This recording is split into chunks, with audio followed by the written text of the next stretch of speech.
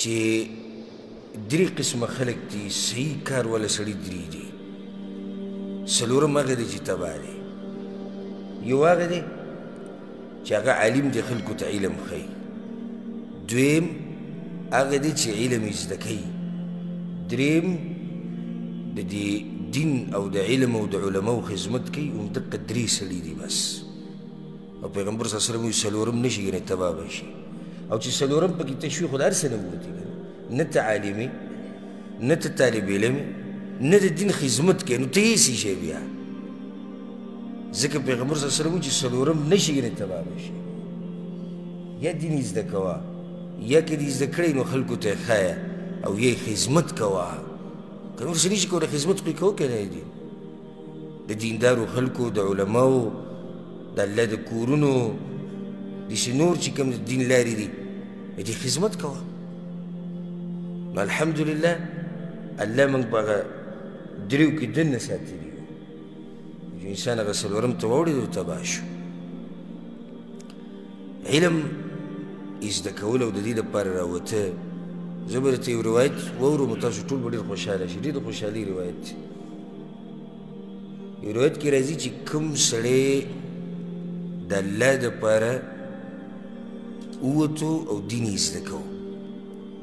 یو سړی ووتو د الله دپاره او څه چرې کو دین یې زده کو. پیغمبر صلی الله علیه وسلم وی فهو کالمجاهد فی سبیل الله. دی داسې دی لکه د الله په لار کې مجاهد. بلکې علما وایي چې د دې سړي فضیلت د مجاهد نه هم ډېر دی. وجه دا دی چې کله تا دین یې زده کړو، علم یې زده کړو، نو د جهاد مسلې که بیانې کړي دي خو هم علماو بیانې کړي دي که نه علم ورسره وبیانې کړي چې علم نه خو دغه دې هم نشي بیانولی، د جهاد نه هم نشي خبرېدی. چې علم در سره نه و د جهاد نه هم نه خبرېږي، د هېڅ نه نه خبرېږي. بل حدیث کې دا راځي من سلک طریقا یلتمس فیه علما. ډېر د خوشحالۍ حدیث دی. چا چې یو لار ونیوه او دا لارې دې دپاره ونیوه چې علم یې زده کو، سهل الله له به طریقا الى الجنه. الله به د دې سړي هغه لار جنت ته سیده کړي. دې سړي لار ونیوه د علم د زده کولو، الله ده ته اسانه کړه لار د جنت. علم زده کول دا هغه نیغه لار ده چې انسان چېرته رسوي؟ انسان جنت ته رسوي. او موږ هر سړی دقه غواړي د جنت لار هغه د علم لار ده. د علم لار د جنت لار، جنت ته دې رسوي. بل فضیلت واوره. حدیث کې دا راځي پیغمبر صلی الله علیه وسلم وی ملائک د الله څومره لوی مخلوق دی، دا ملائک خپلې وزرې خورئ او وړئ طالب علم ته چې علم یې زده کوي چې دی په دې وزرو له پاسه وګرځي. ولې؟ وایي ځکه چې د ده دا کار یې ډېر خوښ دی او بیا دې ته وکې ده. پیغمبر صلی الله علیه وسلم وایي د علم والا دپاره مهی په اوبو کې او میږې په سوړه کې دعاګانې د هغه دپاره غواړي. ته اوده پروت یې مهی وایي الله ویې بخي، نور ته څه غواړي د الله نه؟ ایسه هم خیال دی چې یو سړی عالم وي، ځکه دې علم ته سړی وپسخېږي په دې ځای کې. یو سړی عالم دی خلکو ته دین ښیي او اوده پروت دی. دی چې د اوده پروت دی دې ټیم کې هم میږې، مهی، څاروي، ملایک، انسانان او د ټول خلک د ده دپاره دعاګانې غواړي. د ده نه زیات خوش قسمت هم څوک لیدلی چې هغه اوده پروت دی او دعاګانو میټر سټارټ دي، دعاګانو میټر سټارټ دي. ملایک دعاګانې غواړي، نیکان خلک دعاګانې غواړي. څومره خلک د دې علماو دپاره دعاګانې غواړي. داسې سړی به الله څنګه ضایع کړي چې د الله د مخلوقو سره دومره محبت کوي، دې دلاسې چې د دین خدمت کوي، دین بیانوي. کوشش کوئ، محنت کوئ چې د دین یې زده کوي. او دا راته فایده ذکر کوم. ګوره د دین د زده کولو خاص وخت نشتی. ورې د دین د زده کولو خاص وخت نشتی. دا هسې د شیطان یو وسوسه راچولې ده چې زما عمر تېر شوی دی. ګوره دین زده کول عبادت دی او د عبادت وخت نه تېرېږي. ګورې دین زده کول څه دی؟ عبادت دی. ښه نو یو سړی دا وایي زه عبادت نشم کولی، زه مونځ نشم کولی. لکه ولې مونځ نه کوې؟ په موږ وخت تېر شوی دی. څوک ورسره ومني؟ ده نه مني ورسره. وایي مونځ خو عبادت دی. دقه شان د علم زده کول خو عبادت دی که نه.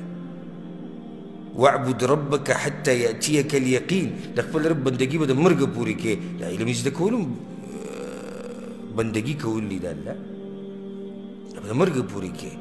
چېرته د شیطان په دې جال کې رانشي چې زما عمر ډېر شوی دی او زه اوس د 40 یم او زه د 50 یم او زه د 10 نه اوړېدلی یم او زه د 50. نه نه نه، داسې علما په دې امت کې شتي. انشاءالله زه به په یو ځای کې ته بیان کړم چې هغه د امت لوی لوی امامان دي او علم پکې بعضو شروع کړی دی د 50 کالو نه بعد. 50 کاله عمر یې تېر شوی دی او بیا علم شروع کړی دی او الله چې د امت غټ علما او امامان جوړ کړي.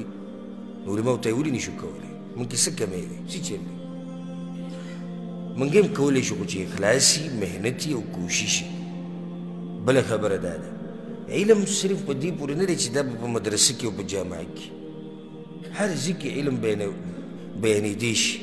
خصوصا د علم مرکز چې کوم دی په اصل کې هغه کوم ځای دی؟ جومات دی. د علم مرکز جومات دی. اولنۍ مدرسه زموږ په دې دین کې هغه کومه مدرسه وه؟ مسجد نبوي و که نه؟ یا د مسجد نبوي نه مخکې په مکه کې که پیغمبر صلی الله علیه وسلم بعضو ځایونو کې پټ پټ دعوت چلولی د ملګرو سره، هغه جدا مسله ده. خو بنیادي چې یو مدرسه کې ایښودی شوه او چې واضحه وه چې دې له به خلک راځي علم به زده کوي، جومات و. اصل د علم زده کولو ځای کوم یو دی؟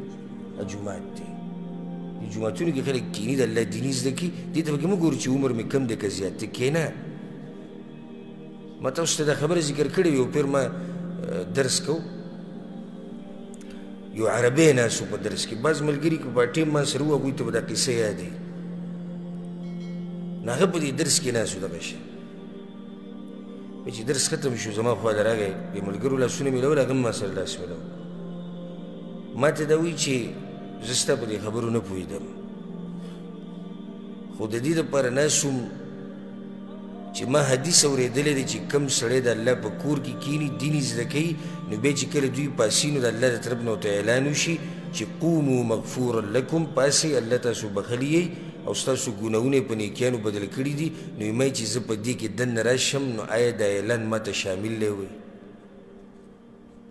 نه پوهېدو زموږ په خبرو.